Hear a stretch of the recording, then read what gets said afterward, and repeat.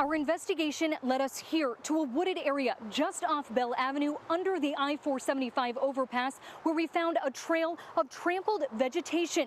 We followed it back deeper into the woods, where we discovered this, what looks like a human grave.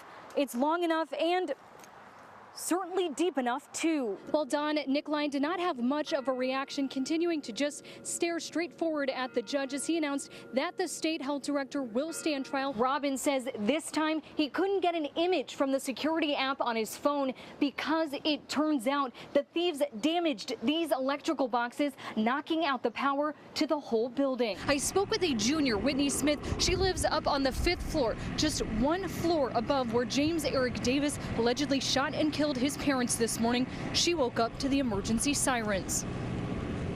I don't know, it's just all these sounds that I'm hearing. It's just crazy to look out my window and see all these police cars and ambulances and helicopters above, and seeing like the forensic laboratory, like that vehicle here, and I was absolutely terrified. Now, Smith was able to get out of the lockdown and head out to spring break early this afternoon. She says police escorted her out. She told me she's still shaken up, especially because she's met the alleged shooter, James Eric Davis, a few times in the elevator. While she's shocked he is the suspect, she and other students we met today were not surprised he was able to get a weapon into Campbell Hall today, even though the campus does have a strict gun-free policy. A very colorful welcome home for Pallas this afternoon. These balloons have been up in front of her home waiting for her to return since she went missing June 2nd. We missed you.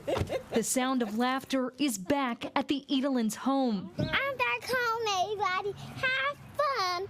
I'm gonna play. And that's exactly how Pallas spent her first few moments back home in Flint. Yay!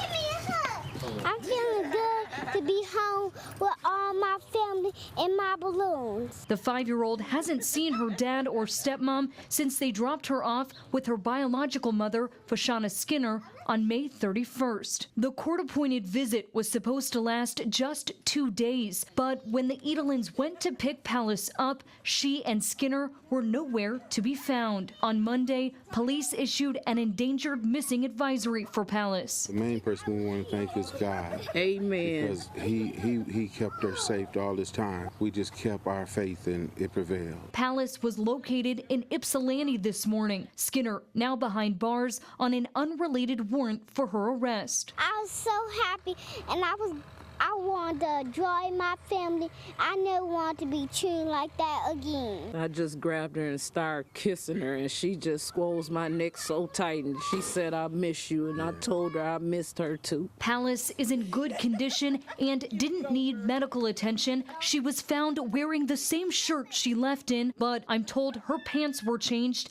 and her earrings are missing. She's been wearing those gold earrings with pink stones in them since she was a baby. Now I'm gonna have to try to find her a new pair of earrings. Dad says he's grateful that's the worst of it. That's the most important thing, is just keeping her healthy and happy. Amen. One by one, 4 of the Clio teens accused of throwing rocks over Vienna Township's Dodge Road overpass onto I-75 last October took a plea deal. McCade Malay Payne, Alexander Sean Miller, Mark Sikowski, Trevor Anthony Gray. The 4, along with 18-year-old Kyle Enger, are accused of killing 32-year-old Kenneth White. The rocks police say they threw smashed the windshield of the car White was riding in, killing him. Today's plea changes their second-degree murder charge to manslaughter and drops the 10 other felonies they were facing. These kids are old enough to understand just how bad this situation was, and they feel awful. Defense attorney Frank Manley represents one of the boys. He wasn't surprised prosecutor David Layton offered an agreement. It's a very emotional case. It's a very serious case, and I think that he's done the right thing, and I think everybody's worked hard to achieve this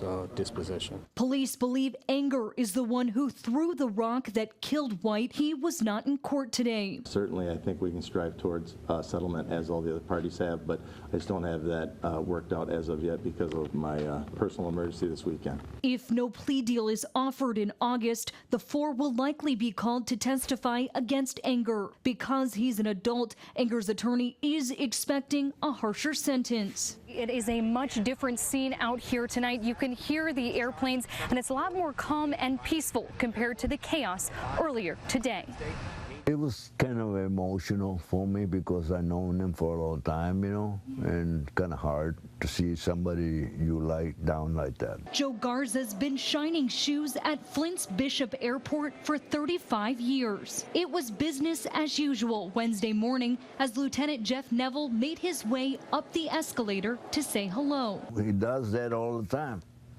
But I was not expecting this other guy to come back behind him and try to butcher him. You can see Joe Garza's shoe shine shop is at arm's length from where the stabbing happened. So he tells me he had to step in. That big old knife, I mean, he had some bad intentions. Garza joined 3 other guys and the injured officer as they all tried to wrestle Amor Fatui down. He was trying to get up, and that's when I came in and I put my foot in his ankle and the other one and hold it down. Garza says they handcuffed Fatui and searched him for more weapons as EMS tried to stop Lieutenant Neville's bleeding. But I was hoping it was not his, you know, but it was. You think he would have killed him if you would have had the chance? Yeah.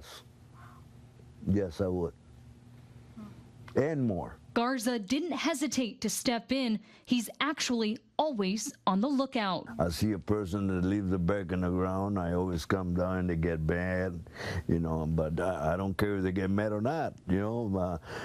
You just don't leave a bag in the ground, you know. You can't trust people. You really can't. Garza is looking forward to increased security in and throughout the airport property. He tells me he'd actually like to see airport police officers outside the gate before anyone enters. Now, we know at least 7 calls came in, but because the calls weren't coming from inside the home, Genesee County Dispatch says the call wasn't considered high priority.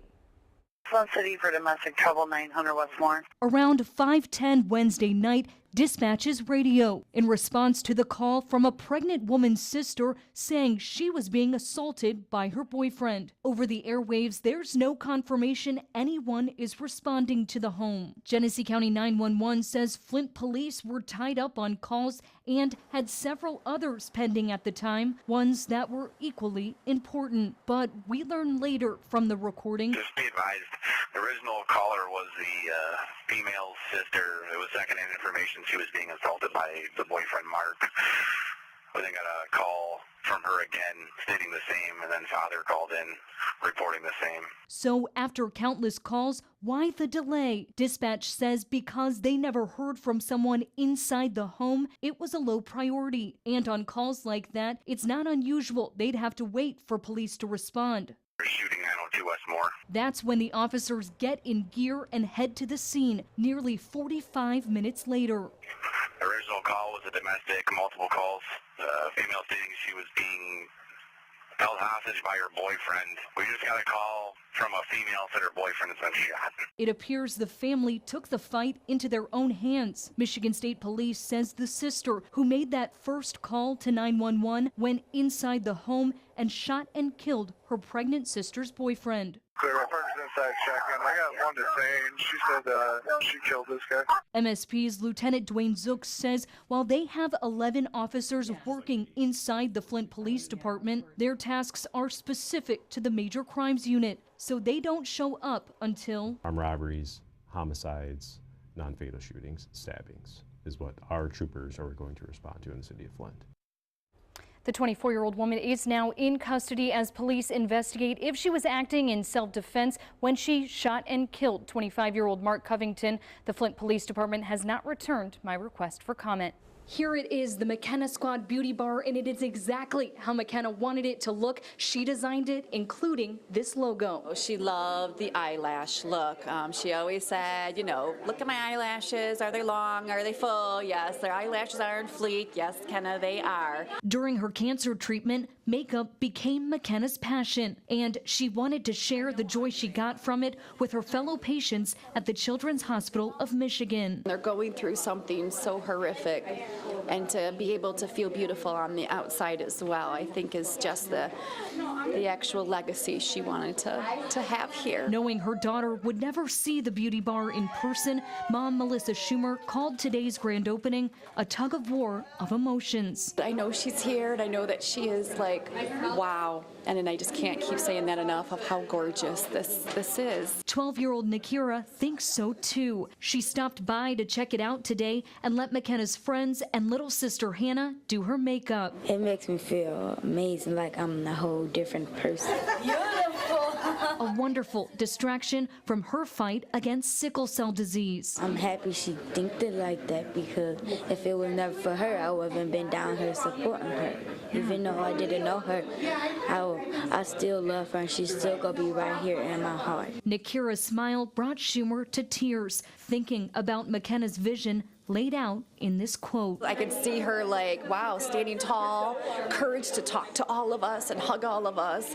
And she wants to get, that beauty feeling, and that's what they're gonna, they're gonna do for her as well. And she is just, joyous, and it was just the most pleasurable thing to see her come in here, and she's not leaving, and I love that. The party continues tomorrow with the celebration at the Schumers' home. It's their way of thanking the community for all of their support in making the beauty bar happen. In Detroit, I'm Pierret, ABC 12 News.